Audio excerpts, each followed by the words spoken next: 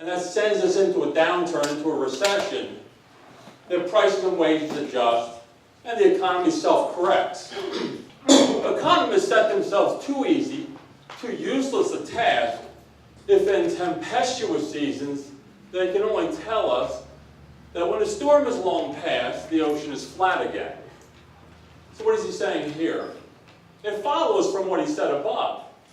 In other words, he's saying to economists who would be economists, don't just stand there, do something. Recommend some policies that can shock us back into full employment, that will get us out of a recession. 6 years after he wrote this, the stock market crashed in the United States, and we did a couple of things. So let's start getting a good feel for the water. There's 4 key variables, as far as I'm concerned. 4 key variables in macroeconomics. GDP, or per capita GDP. Per capita is per person. Okay, GDP is the stuff we make. It's a measure of the value of the stuff that we make. It's the big pie. Okay? Think about per capita GDP. Well, you have a pie for Thanksgiving, like a big pumpkin pie. That's GDP. That's the size of that pie. And then per capita, well, how many people are coming for dinner? What's the slice per person? 1950. That's GDP since 1950. Just impressive growth. Okay, it doesn't matter. You don't worry about what the left-hand side says. You're growing. You can see the Great Recession in 2010, but we're growing impressively. Let's zoom out a little bit, get a little bit more perspective. Okay? This is per capita growth. It's since 1871. Per capita is showing a little bit more volatility. You can see the business cycle. But I wanted to put per capita up here because GDP grows when the population grows. You have more people making, you're going to get more stuff. Everything else holds constant. But we're getting per capita growth. The long-run trend is still impressive. Okay?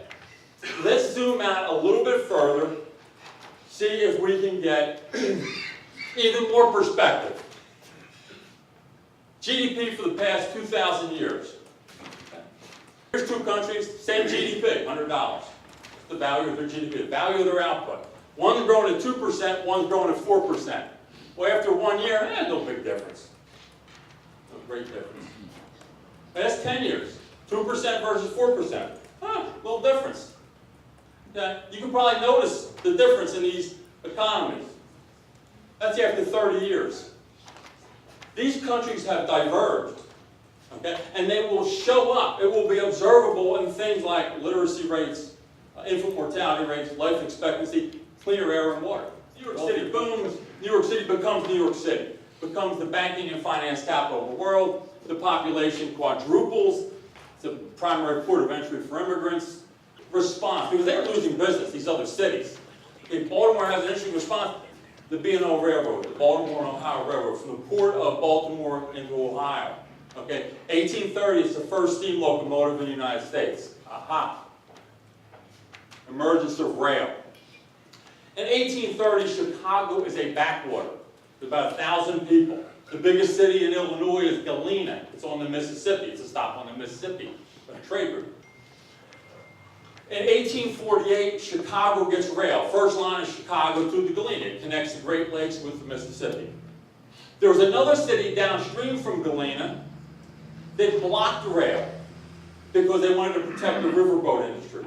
At that time, St. Louis was the 8th largest city in the nation.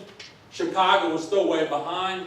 By 1880, Chicago was much larger than 1880 they were about the same, and now Chicago is about 10 times as big as St. Louis per acre. Up until 1940, we're producing between 20 and 30 bushels of corn per acre. Then it takes off.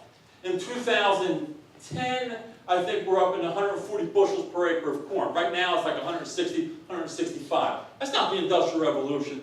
That's the Information Revolution, the Green Revolution, precision agriculture, application of science. Technology is a superstar of growth. Growth is disruptive. It requires ongoing adjustment and adaptation. That's the downside of growth. It's hard on humans, okay? It's hard to adjust and transition. On the other hand, who is the most affluent person listed below? We got J.P. Morgan, you may have heard of him, Cornelius Vanderbilt, Henry Ford, Martin Kennedy, that's me. Who's the wealthiest person on that list? Me, by far, not even close. And you would be on, if you were on the list, you would be wealthier than them as well. right? It's not close. I have a better car than they have. And I have a 1994 Buick Regal. And it's a better car than they have, okay? Because they got air, radio, and all that kind of good stuff. Safer, okay? I have access to better health care. Not close, okay? What else do I have? I have a phone. This phone that also stores music. I can look up things. And so in many ways that we can measure, I have central air in my house. And I'm not really a wealthy guy. So this is one of those things. You have to always think of black swan. Those are really unusual. We can't really project, right? I'm thinking pandemics, biological warfare, something like that. Not great to sort of dwell on those things. You can't really do anything about them anyway.